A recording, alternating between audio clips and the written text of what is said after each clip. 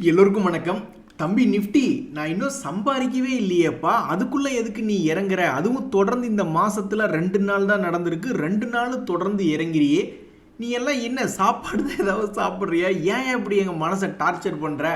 அப்படின்ற மாதிரி இன்னைக்கு பல்வேறு முதலீட்டாளர்கள் அச்சத்தில் இருக்காங்க, ஒரு மாதிரி பயத்தில் இருக்காங்க. ஏன் அப்படின்னா அவங்கள ஒரு பாதுகாப்பாக நின்று காப்பாற்றக்கூடிய ஒரு வேல்யூ என்பது 26,000. நிஃப்டி 26,000க்கு மேலே தானே இருக்குது அப்படின்னு 2 நாள் இறங்கும்பொழுது ஒன்றும் பெருசாக மனசுக்கு பயம் என்பது வரல. இப்போ 26,000க்கு பக்கத்துலேயே இன்னைக்கு வந்து டெஸ்ட் பண்ணி ட்ரேட் ஆகிட்டு இருக்கான். இதனால் மனசுக்கு ஒரு மாதிரி அச்சமாக பல்வேறு ட்ரேடர்களுக்கு இருக்குது.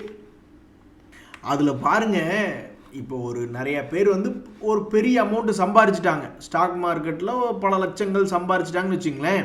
இப்போ மார்க்கெட்டு உச்சத்துக்கு வந்துட்டு கிட்டத்தட்ட 1.5 வருஷம் கழித்து உச்சத்துக்கு வந்திருக்கான். உச்சத்துக்கு வந்துட்டு மறுபடியும் கீழே இறங்குதுன்னா அவங்களுக்கு பெருசாக பாதிக்காது. இப்போ ஸ்டாக் மார்க்கெட்டில் இன்னொரு பிரச்சனை என்னென்னா, சம்பாதிக்கவே இல்லை ஒருத்தர், ஆனால் அதுக்குள்ளே மார்க்கெட் திரும்பியும் 26,000க்கு கீழே போச்சுன்னா என்ன ஆகும்? அப்புறம் பயப்பட தானே செய்வாங்க. ஆனால் இங்கே யாருக்கும் பயம் இல்லை. மன வருத்தம், மன சந்தோஷம், இந்த 2 தான் தற்போதைய மார்க்கெட்டில் இருக்குது. ஏன்னா மார்க்கெட்டில் பயப்பட்ட காலமெல்லாம் மலையேறி போச்சு. 2K கிட்ஸ் ஆகட்டும், 90s ஆகட்டும், 80s யாராக இருந்தாலும் இப்போல்லாம் ஸ்டாக் மார்க்கெட்டை இறங்குறதையோ ஏறதையோ பார்த்து யாரும் பயப்படுறதில்ல. பட் மன வருத்தம் அல்லது சந்தோஷம் என்பது தான் தற்போதைக்கு போய்கிட்டு இருக்கு. இந்த சமயத்தில் தான் இன்னைக்கு மிகப்பெரிய நியூஸ் என்ன அப்படின்னு பார்த்தீங்கன்னா, ஏன் நல்லா இருந்த நம்ம மார்க்கெட் கடந்த 2 நாட்களாக கீழே இறங்கிக்கிட்டு இருக்கு. ரொம்ப மகிழ்ச்சிகரமான சம்பவம். ஒரு வருஷத்தில் இல்லாத உச்சம், 1.5 வருஷத்தில் என்ன ஹை இருந்ததோ அதே ஹையை திருப்பி பிடிச்ச நிஃப்டியினுடைய மகிழ்ச்சி என்பது ஏன் 2 நாளாக போயிடுச்சுன்னா, ஒன்று ப்ராஃபிட் புக்கிங் என்பது மார்க்கெட்டில் நடக்குது. இனி எங்கே இவன் தாண்ட போகிறான், கீழே இது விழுந்துட்டானே என்ன பண்ணுறது அப்படின்ற ஒரு காரணத்தினால ப்ராஃபிட் புக்கிங் என்பது நடந்துட்டு இருக்கு.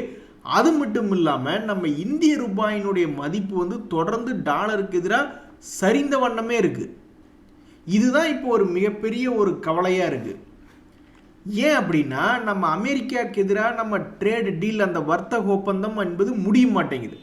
அப்போ அவங்களுக்கு எதிராக நாம் செஞ்சு கொண்டிருக்கக்கூடிய எக்ஸ்போர்ட் என்பது ஆட்டோமேட்டிக்காக குறைஞ்சிக்கிட்டு இருக்கு. இம்போர்ட் அவங்க கிட்ட இருந்து வாங்குறது இன்க்ரீஸ் ஆகிக்கிட்டு இருக்கு.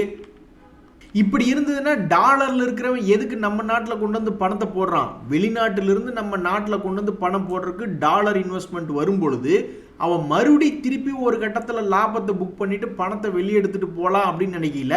டாலருக்கு எதிராக நம்ம இந்தியன் ரூபாயினுடைய மதிப்பு குறைஞ்சிருந்ததுன்னா அப்போ அவனுக்கு அதில் பெருசாக புண்ணியம் இல்லையே அப்படின்ற ஒரு பயத்தினாலையும் தான் இன்னைக்கு மார்க்கெட் என்பது இறங்கு முகமாக இருக்கிறது.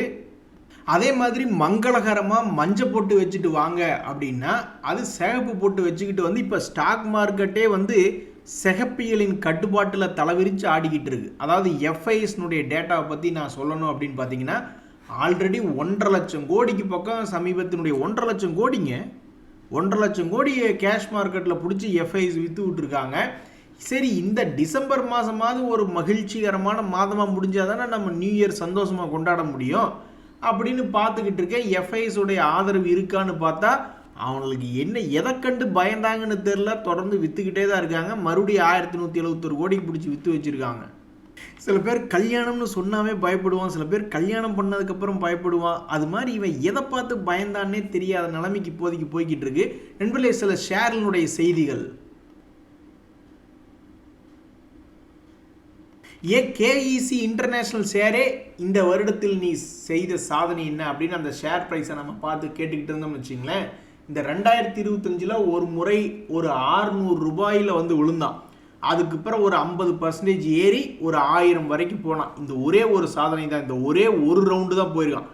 அவன் கண்ணா பின்னாடி இன்னும் 2-3 ரவுண்டு போயிட்டு இருந்திருந்தா எவ்வளோ மகிழ்ச்சியாக இருந்திருக்கும். ஆனால் அவன் அந்த மாதிரி பண்ணலாம். ஒரே ஒரு ரவுண்டு போனான், அதுக்கப்புறம் சைடு வேஸ்லேயே இருந்து மறுபடியும் ஒரு ரவுண்டை மட்டும் கம்ப்ளீட் பண்ணியிருக்கான்.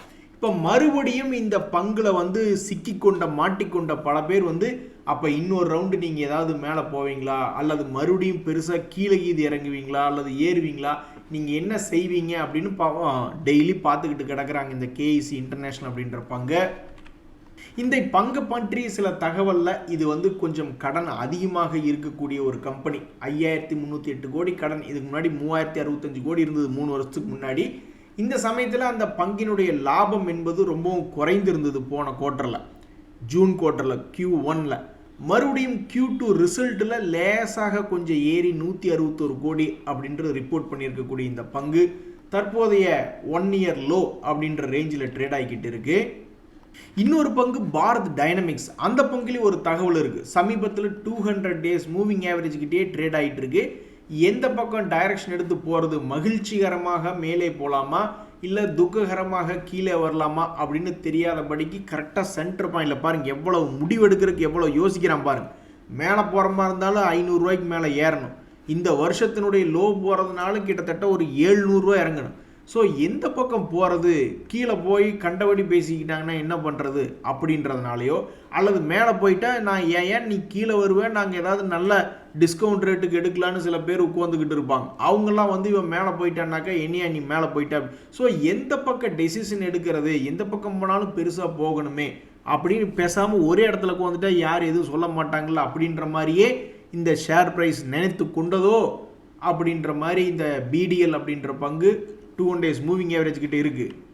இந்த சமயத்தில் தான் ஒரு மிகப்பெரிய ஒரு சம்பவம் ஒன்று பார்த்துக்கிட்டு இருந்தேன். இவங்க ஒரு குவார்ட்டருக்கே 1000 கோடி 500 கோடி 1200 கோடின்னு தான் இவங்களுடைய சேல்ஸ் என்பதே இந்த பாரத் டைனமிக்ஸ் அப்படின்னு போய்கிட்டு இருக்கு. இந்த சமயத்தில் தான் நான் என்ன ஒரு நியூஸ் அப்படின்றத பார்த்துக்கிட்டு இருந்தேன் அப்படின்னு நீங்கள் பார்த்தீங்கன்னா, இந்திய ஆர்மியிட்டிருந்து அவங்களுக்கு ஒரு ஆர்டர் கிடைச்சிருக்கு. அது எவ்வளவு மதிப்புக்குன்னு பார்த்தீங்கன்னா 2461 கோடி மதிப்பிலான ஆர்டர். இதை எப்படி ஒரு 12 மாதத்துலேருந்து 42 மாதத்துக்குள்ளே முடிக்கணும். சரி 12 மாதத்துக்குள்ளே கொடுக்குற மாதிரி இருந்தால் கூட ஒரு மாதத்துக்கு 240 கோடி அப்படின்ற மாதிரி ஆச்சு. இவங்களுடைய ஒரு குவார்ட்டர்னுடைய சேல்ஸ் என்பதே 1000 கோடிக்குள்ள இருக்குது. ஸோ எப்படி பார்த்தாலும் இது ஒரு மேஜர் ஆர்டர் அப்படின்ற மாதிரியான ஒரு தகவல் இந்த பாரத் டைனமிக்ஸ் என்பது கிடைச்சிருக்கு. ஸோ இதுதாங்க பாரத் டைனமிக்ஸில் கிடைச்ச மேஜர் ஆர்டர் அப்படின்ற ஒரு செய்தி.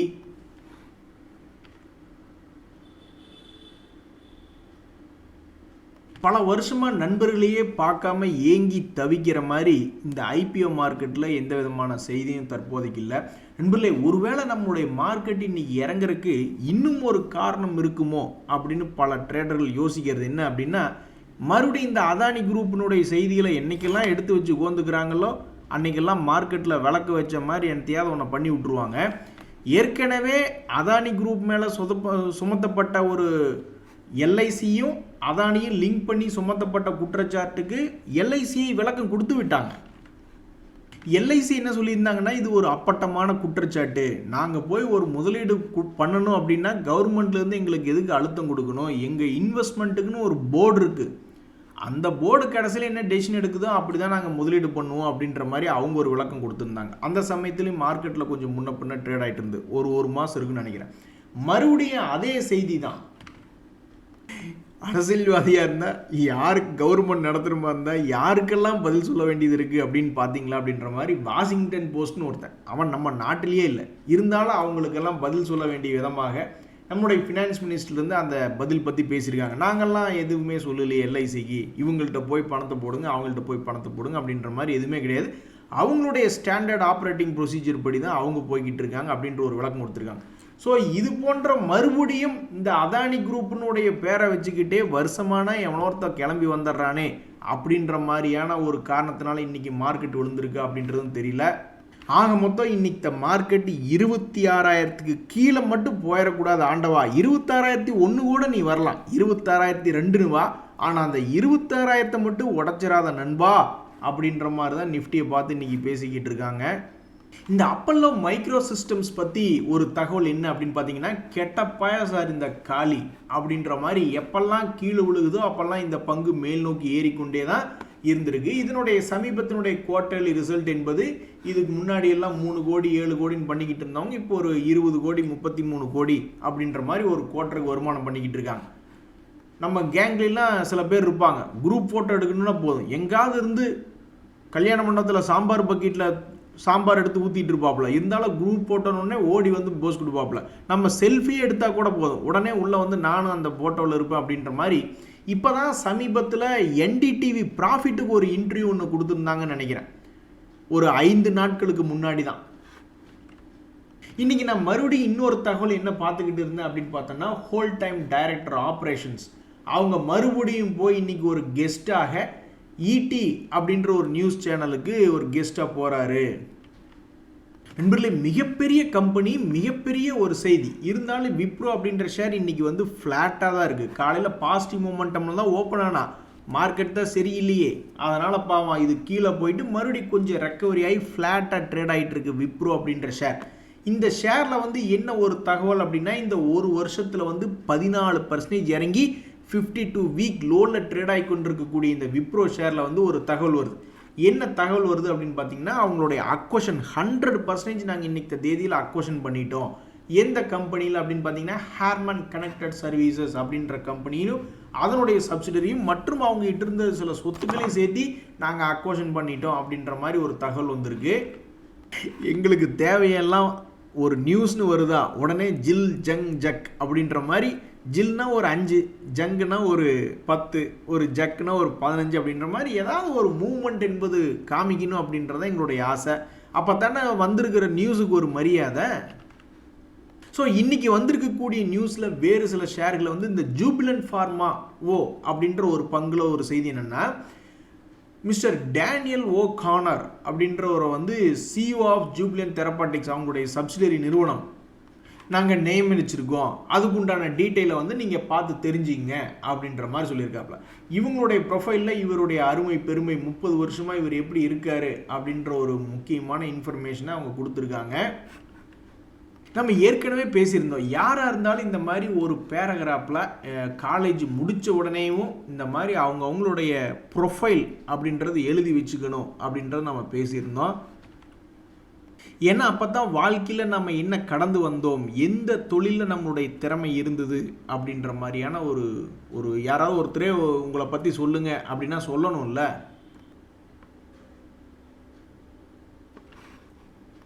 எங்கள் வேலையே இதுதான் அப்படின்ற மாதிரி சில நண்பர்கள் வந்து இந்த ஹெச்சிசி அப்படின்ற கம்பெனியில் போய் லாக் ஆகிட்டங்க, எப்படி தான் இந்த மாதிரி கம்பெனியில் போய் மாட்டுறாங்கன்னு தெரியல. பட் இது போன்ற செய்திகள்லாம் ஒரு அவேர்னஸ் மாதிரியான செய்தி தான். அப்படி அந்த பங்கு மேல் நோக்கி இருக்கும் பொழுது நாங்கள் மாட்டிட்டோம், அது வந்து சரிவடைஞ்சு போச்சு, அதில் ஏதாவது நியூஸ் வரும்பொழுது தெரியப்படுத்துங்க அப்படின்ற மாதிரி சொல்லியிருந்தாங்க. ஸோ இந்த ஹிந்துஸ்தான் கன்ஸ்ட்ரக்ஷன் கம்பெனி அப்படின்றதில் வந்து அவங்க ரைட்ஸ் இஷ்யூ பண்ணுறாங்க. அதுக்குண்டான ரெக்கார்ட் டேட் என்பது என்ன அப்படின்னு பார்த்தோம்னா 5 டிசம்பர் 2025 அப்படின்ற ஒரு தகவல் பார்த்துக்கிட்டு இருந்தேன். ஸோ எந்த ஒரு பங்குலையும் போய் மாட்டிக்கிறதுக்கு முன்னாடி அது என்ன மாதிரியான பங்கு அப்படின்றது தெரிஞ்சுக்கணும். ஸோ இந்த பங்கினுடைய ரைட்ஸ் ரிலேட்டடான டீட்டெயில் வந்து அவங்க லிஸ்ட் பண்ணியிருக்காங்க.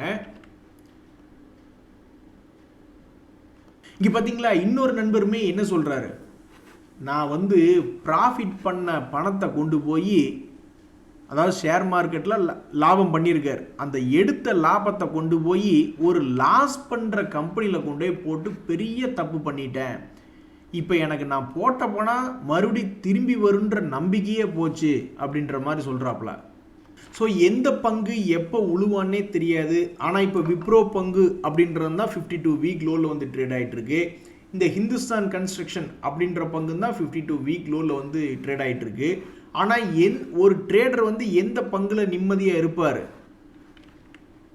நிலச்சி நிற்கக்கூடிய கம்பெனியில் தான் அவர்னால நின்று விளையாட முடியும். இப்போ விப்ரோ போய் ஒரு உலகத்தில் அமெரிக்காவில் ஒரு ப்ராஜெக்ட் கேட்குறதுக்கும், லாபம் செய்யாத சில கம்பெனிகள் போய் ஏதாவது ப்ராஜெக்ட் கொடுங்கன்னு எங்கேயாவது போய் மார்க்கெட்டிங் பண்ண போகிறதுக்கும் வித்தியாசம் இருக்குல்ல.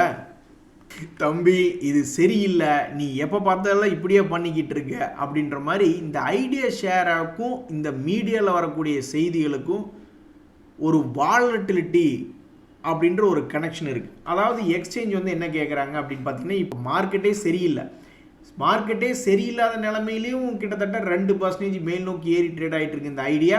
கடந்த சில நாட்களில் பார்க்கும்போது கீழே திடீர்னு ஒரு 9 ரூபா 50 பைசாவுக்கு இருந்தவன் மேலே 10 ரூபா 26 பைசா அந்த மாதிரிலாம் போயிருக்கான். பர்சன்டேஜில் கணக்கு போட்டு பார்த்தீங்கன்னா இதெல்லாம் அசால்ட்டாக 5% மேலே தாண்டிடும்.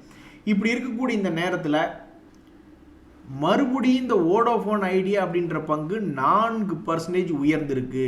இதுக்கு என்ன காரணம்னா ஒரு எதிர்பார்ப்பு, ஆன்டிசிபேஷன் அப்படின்னா ஒரு எதிர்பார்ப்போடு நாங்கள் உட்காந்துருக்கோம் அப்படின்ற மாதிரி ஒரு கம்பெனியில் செய்தி வந்திருக்கு. அது என்ன, அதை பற்றி நீங்கள் கிளாரிஃபை பண்ணுங்க அப்படின்னு எக்ஸ்சேஞ்சுகள் ஐடியா ஷேரை பார்த்து கேட்டிருக்காங்க.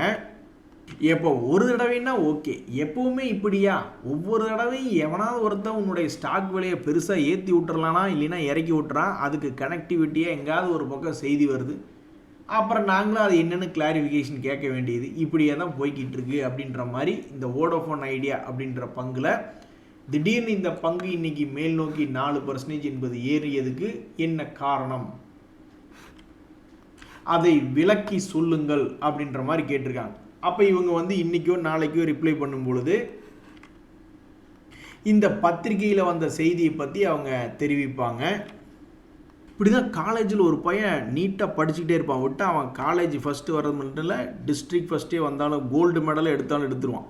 திடீர்னு பக்கத்தில் இருக்குவான்னு சொல்லுவான், டே அங்கே பாரு உன்னை பார்த்துக்கிட்டே இருக்காங்க அப்படின்னு எதாவது தேவை உன்னை கிளப்பி விட்ருவான். அது மாதிரி தான் இந்த ஷேரே கம்முன்னு இருந்தாலும் திடீர்னு எங்காவது இருந்து ஒரு செய்திகள் அப்படின்றது வந்துக்கிட்டு இருக்கு. இனி அவங்க என்ன கிளாரிஃபிகேஷன் கொடுக்குறாங்க அப்படின்றது பொறுத்து இருந்து தான் பார்க்கணும். நண்பர்களே, காலேஜ்னு எனக்கு இன்னொரு ஞாபகம் வந்துடுச்சு. அதாவது இருக்கிறதுலே மேல் நோக்கி மிக இலகுவாக மேலே பறக்கக்கூடியது கேஸ் தான். கல்லை தூக்கி போட்டாலோ அல்லது வேறு ஏதாவது தூக்கி போட்டாலோ அது நம்ம மேலேயே டக்குன்னு விழுந்துடும். ஆனால் இந்த கேஸ் அப்படியே மெதுவாக அப்படியே மேலே போய்கிட்டே இருக்கக்கூடிய இந்த நேரத்தில் இந்த குஜராத் கேஸ் அப்படின்ற பங்கு நல்ல பெரிய ஒரு கோட்டை போட்டுட்டு ஒரு 4-5 வருஷத்தை கனெக்ட் பண்ணுற மாதிரி ஒரு நல்ல பெரிய ஒரு கோட்டை போட்டுட்டு அந்த 4-5 வருஷத்தினுடைய லோ ப்ரைஸ் பக்கத்தில் ட்ரேட் ஆகிட்டு இருக்கு. இந்த விலையெல்லாம் இந்த இப்போ லோ அப்படின்ற ப்ரைஸ் எல்லாம் இது 2022 2023லேயே இப்போ இருக்கக்கூடிய இந்த லோ ப்ரைஸ் அப்படின்றது பார்த்தது தான். இது இனி எந்த காலத்தில் மேலே பறந்து தன்னுடைய பழைய ஹையுக்கு வருமோ அப்படின்னு பல பேர் காத்துக்கிட்டு இருக்காங்க. ஸோ தற்போதைக்கு லோலையும் ஹையுக்கும் இடையில 4 வருஷமாக சுற்றி கொண்டிருக்கக்கூடிய இந்த குஜராத் கேஸ் அப்படின்ற பங்கு மறுபடியும் தன்னுடைய விலை வீழ்ச்சி அடைஞ்சு லோவில் ட்ரேட் ஆகிட்டு இருக்கு. இதுக்கு என்னைக்கு ஒரு நல்ல காலம் என்பது பிறக்கும். அதே மாதிரி தான் ஏப்பா ஈஸி ட்ரிப் பிளானர்ஸ், உன்னுடைய முதலீட்டாளர்களை இப்படி அடி விட்டு வெளுத்திருக்கியே, உனக்கெல்லாம் கருணையே இல்லையா அப்படின்ற மாதிரி இந்த ஈஸி ட்ரிப் பிளானர்ஸ் என்பது ஒரு கடும் சரிவு. சமீபத்தில் ஆல்மோஸ்ட் 36 ரூபாயிலிருந்து இறங்கி வெறும் 8 ரூபாயில் ட்ரேட் ஆகி கொண்டிருக்கக்கூடிய ஒரு பங்காக இருக்கிறது. இப்படி இருக்கக்கூடிய இந்த ஈஸி ட்ரிப் பிளானர்ஸ் கடைசியாக வெளியிட்டிருக்கக்கூடிய ரிசல்ட்டில் பார்க்கும்பொழுது 36 கோடி மைனஸ் அப்படின்றது வெளியிட்டிருக்காங்க. எவ்வளவு பெரிய பாதிப்பு பாருங்கள். அப்போ இந்த விஷயம் எவனுக்கோ முதல்லையே தெரிஞ்சிருக்கா, 2 வருஷம் கழிச்சு இது ஒரு லாஸ் மேக்கிங் கம்பெனியாக மாறும் அப்படின்ற மாதிரி முதல்லையே தெரிஞ்சு வச்சுருக்காங்களே என்னன்றது தெரில. பட் அவங்களுடைய ஆப்ரேஷனல் லெவலில் அவங்க லாஸ் மேக்கிங் பண்ணல. ஏதோ அதர் இன்கம் அப்படின்ற வகையில் 33 கோடி என்பது கும்பா. ஒருவேளை இப்படி அந்த அதர் இன்கமில் லாஸ் வரலின்னா மேபி அவங்க லாஸ் மேக்கிங் கூட போயிருக்க மாட்டாங்க. எது எப்படியோ இந்த குவார்ட்டர்லி ரிசல்ட்டு எல்லாரும் பயப்படுற மாதிரி மிகப்பெரிய ஒரு லாஸ், இந்த சமயத்திலே நான் பண்ணாத ஒரு 36 கோடி லாஸ் அப்படின்றது வெளிவிட்டதுக்கப்புறம் இந்த ரிசல்ட் சீசனில் தொடர்ந்து இறங்கி கொண்டு இருந்த கம்பெனி தான் திடீரென்று இன்று ஒரு நாளில் 16%, இன்றைக்கும் கூட காலையில் லாஸ் மேக்கிங் கம்பெனியாக தான் இருந்தது. அப்புறம் 16% என்பது ஏறி ட்ரேட் ஆகிட்டு இருக்கு. இதுக்கு காரணம் it launches winter carnival sale அப்படின்ற மாதிரி போட்டிருக்காங்க. அப்போ உனக்கு இத்தனை 4 வருஷமாக நீ இறங்கிட்டு இருந்த, அப்போ உன்னை எந்த நியூஸுமே இப்படி 16% ஏற்றி உள்ள, நீ வின்டர் கார்னிவல் சேல்னு போட்டோன்னு உன்னை ஏற்றி விட்டாங்களா? எது எப்படியோ இந்த ஈஸி ட்ரிப் பிளானர்ஸ் அப்படின்ற பங்குலையும் ஏகப்பட்ட பேர் லாக் ஆயிருந்தாங்க. அவங்களும் ஏதாவது நியூஸ் வந்திருந்தா சொல்லுங்க அப்படின்னு சொல்லிட்டு இருந்தாங்க. ஸோ இந்த பங்கு இன்னைக்கு மேல் நோக்கி ஏறி இருக்கு அப்படின்ற ஒரு செய்தி. நன்றி, வணக்கம்.